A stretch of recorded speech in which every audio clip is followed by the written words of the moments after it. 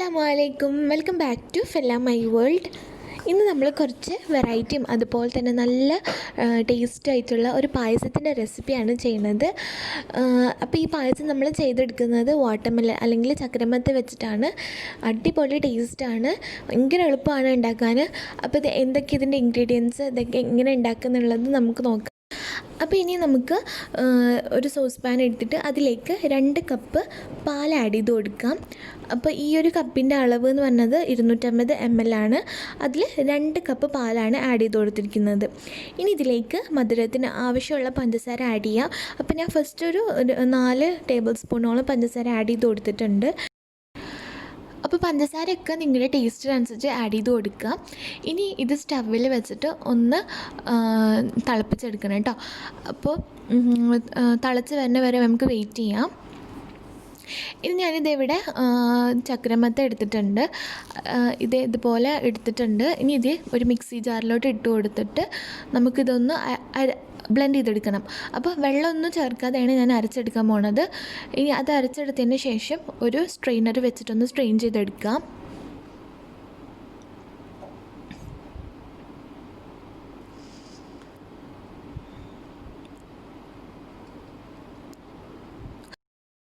വാട്ടർമെലന് മധുരം ഇല്ലെങ്കിൽ ഇത് അടിക്കുമ്പോൾ കുറച്ച് മധുരം ഇട്ടിട്ടൊന്ന് അടിച്ചെടുത്താൽ മതി. അപ്പോൾ നമ്മുടെ പാല് നല്ല തിളച്ച് വന്നിട്ടുണ്ട്. ഇനി നമുക്ക് അടിച്ച് കെട്ടിയ ജ്യൂസ്, ചക്രമത്തയുടെ ജ്യൂസ് ഇതിലേക്ക് ആഡ് ചെയ്ത് കൊടുക്കുക. അപ്പോൾ എനിക്കൊരു 1.25 കപ്പോളമാണ് കിട്ടിയിരിക്കുന്നത്. അപ്പോൾ ഞാനൊരു 1.25 കപ്പോളം ജ്യൂസ് ഇതിലേക്ക് ആഡ് ചെയ്ത് കൊടുത്തിട്ടുണ്ട്. ഇനി ഇത് നന്നായിട്ടൊന്ന് മിക്സാക്കി കൊടുക്കുക. ഇനി ഇത് ഒന്ന് നന്നായി തിളച്ച് വന്ന് കുറച്ചൊന്ന് വറ്റിയിട്ടുണ്ട്. ഇനി ഇതിലേക്ക് ഒരു 3/4 കപ്പോളം ചവരി അല്ലെങ്കിൽ സാഗോ സീഡ് ഇതിലേക്ക് ആഡ് ചെയ്യാം. എന്നിട്ട് നന്നായിട്ടൊന്ന് ഇളക്കി കൊടുക്കാം.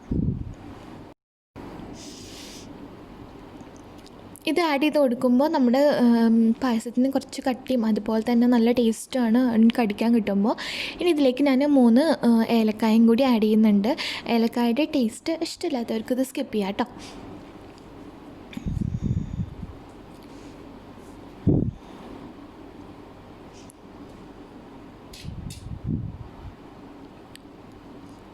അപ്പോൾ ഞാനിതിൽ എക്സ്ട്രാ 2 ടേബിൾ സ്പൂൺ പഞ്ചസാരയും കൂടി ആഡ് ചെയ്ത് കൊടുത്തിട്ടുണ്ട്, മധുരം കുറവായ കാരണം. ഇനി ഇതിലേക്ക് ഒരു 4 ടേബിൾ സ്പൂണോളം പാലെടുക്കുക. അതിലേക്ക് 1 ടീസ്പൂണ് കോൺഫ്ലോറും കൂടി മിക്സാക്കി കൊടുക്കുക. കാരണം നമ്മുടെ ഈ ചക്രമത്തയുടെ പായസം വല്ലാണ്ട് കട്ടിയാവില്ല. അപ്പോൾ അതുകൊണ്ട് നമുക്കൊന്ന് കട്ടി കിട്ടാൻ വേണ്ടിയിട്ട്, ചെറുതായിട്ടൊരു കട്ടി കിട്ടാൻ വേണ്ടിയിട്ട് നമ്മൾ ഈ കോൺഫ്ലോറിൻ്റെ മിക്സ് ഇതിൽ ആഡ് ചെയ്ത് കൊടുക്കുന്നുണ്ട്. അപ്പോൾ അധികമൊന്നും ആഡ് ചെയ്യരുത്. ഇത് കണ്ട ഇതുപോലെയാണ് ഇരിക്കുന്നത്, വെള്ളം പോലെയാണ് ഇരിക്കുന്നത്. അപ്പോൾ നമ്മൾ ഈ ഒരു കോൺഫ്ലോറിൻ്റെ മിക്സ് ആഡ് ചെയ്ത് കൊടുത്താൽ കുറച്ചൊരു തിക്നെസ് ഉണ്ടാവും. അധികം ആഡ് ചെയ്യരുത്, 1 ടീസ്പൂൺ തന്നെ മാത്രം മതി. വല്ലാതെ ആഡ് ചെയ്താൽ രസം ഉണ്ടാവില്ല. അപ്പോൾ ഇത് ആഡ് ചെയ്തിട്ട് നമുക്കൊന്ന് കുറുക്കിയെടുക്കാം.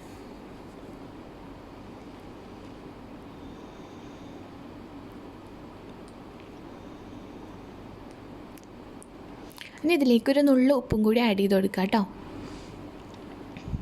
അപ്പോൾ അതേ നമ്മുടെ പായസം ഏകദേശം റെഡി ആയിട്ടുണ്ട്. ഒന്ന് കുറുന്നനെ കുറച്ച് തിക്കായിട്ട് വന്നിട്ടുണ്ട്. പാന് വെച്ചിട്ട് അതിലേക്ക് 1 ടേബിൾ സ്പൂണോളം നെയ്യ് ആഡ് ചെയ്ത് കൊടുക്കുക. ഞാനിപ്പോൾ ഇവിടെ RKG ആണ് ആഡ് ചെയ്യുന്നത്. ഇനി ഇതിലേക്ക് കാഷ്യൂനട്ടും അതുപോലെ തന്നെ റൈസിൻസും കൂടിയിട്ട് ഒന്ന് മൂപ്പിച്ചെടുക്കുക.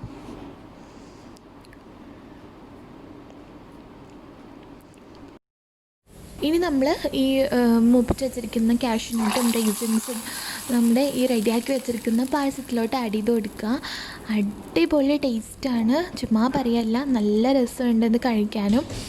അപ്പോൾ ഇതൊന്ന് ഒരു വട്ടെങ്കിലും ഒന്ന് ട്രൈ ചെയ്ത് നോക്കി നോക്കുക. നമ്മുടെ വീട്ടിലുള്ള സാധനങ്ങളാണ് ഇതൊക്കെ. ഇത് വെച്ചിട്ട് ഒന്ന് ട്രൈ ചെയ്ത് നോക്കി നോക്കുക. ട്രൈ ചെയ്യുമ്പോൾ നിങ്ങളുടെ ഫീഡ്ബാക്ക് അറിയിക്കാം. അപ്പോൾ ഞാൻ വാട്ടർമെലൺ വെച്ചിട്ട് ബജ്ജി അതുപോലെ തന്നെ ജാമിൻ്റെ റെസിപ്പിയൊക്കെ അപ്ലോഡ് ചെയ്തിട്ടുണ്ടായിരുന്നു. അപ്പോൾ കാണാത്തവരുണ്ടെങ്കിൽ ഒന്ന് പോയി കാണുക. ഞാനതിൻ്റെ ലിങ്ക് ഡിസ്ക്രിപ്ഷൻ ബോക്സിൽ കൊടുക്കാം കേട്ടോ. നിങ്ങൾക്ക് എൻ്റെ ചാനൽ ഇഷ്ടപ്പെട്ടിട്ടുണ്ടെങ്കിൽ സബ്സ്ക്രൈബ് ചെയ്യുക, ലൈക്ക് ചെയ്യുക, സപ്പോർട്ട് ചെയ്യുക. ഇൻഷാ അല്ലാഹ് ഇനിയും പുതിയ വീഡിയോസും റെസിപ്പീസുമായിട്ട് നമുക്ക് വീണ്ടും കാണാം. Bye and take care.